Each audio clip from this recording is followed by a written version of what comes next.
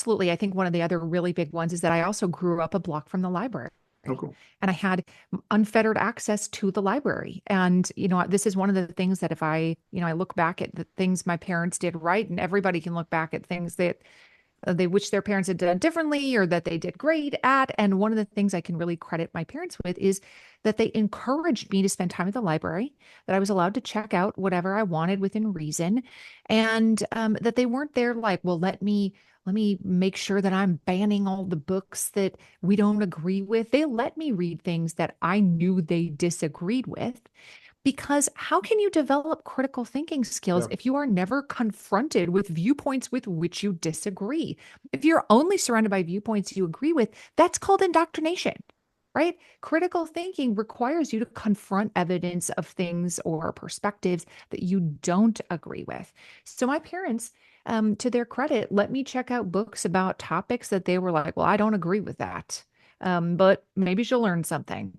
So yes, I spent a lot of time at the library. I was always a nerdy child. And one of the beauties of the library, I say in the book too, that the library is still the most democratic institution on earth. There's no gatekeeping the information. You don't need to have any kind of financial means to access the information. If you want to check out an advanced civics or advanced physics book and you've never taken one physics class in your life, nobody's going to stop you, right? There's no complete democratization of information at the library.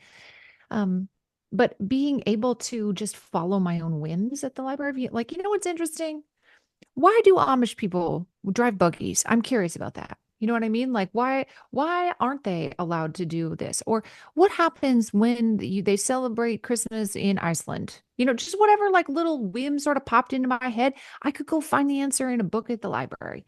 And that really allowed me to pursue my own curiosities and taught me that learning was perhaps one of the most enjoyable things in the world.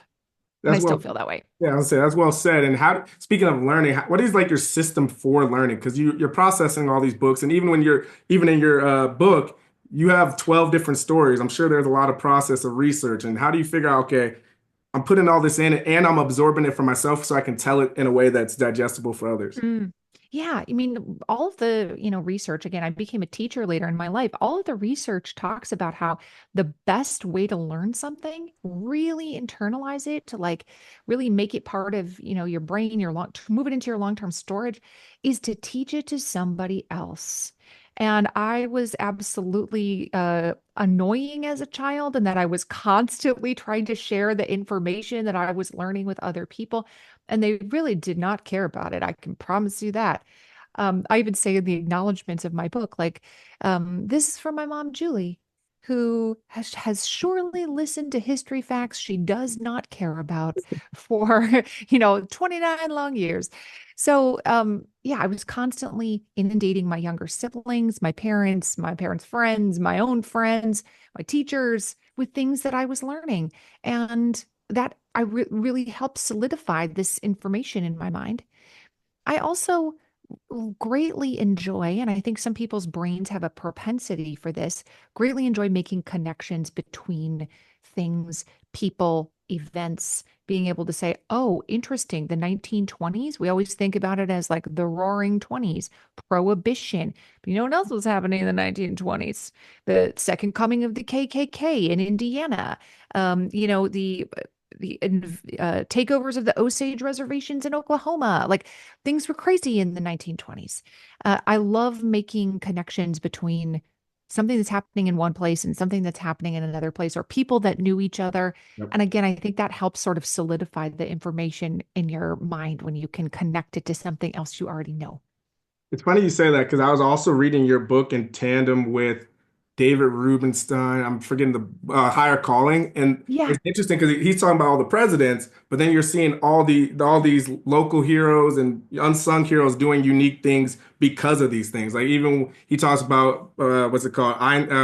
President Eisenhower in the Little Rock Nine movement, but then you Yeah. hear about some of the people that played a role in that moment too, and on the local Yeah. one from your book, and it's really cool to see. Yes. Yeah, that's such an interesting thing that you bring up. I know David, and yes, it's one thing to observe these situations from the perspective of the powerful, right? Which is the perspective of Dwight Eisenhower. And his perspective is interesting. He is in an interesting leadership moment where he's this, you know, white military man who is confronted with civil rights issues that he honestly was not super prepared to deal with. But he's looking at it from this perspective of law and order, chain of command. I cannot have the governor of Arkansas disobeying me.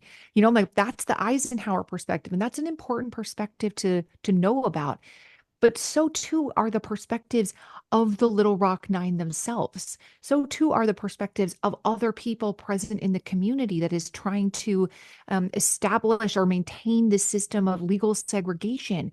So too are the perspectives of the teachers who are fired for belonging to the NAACP, or the high schools that are closed in Little Rock for a year because the governor refuses to obey the integration orders.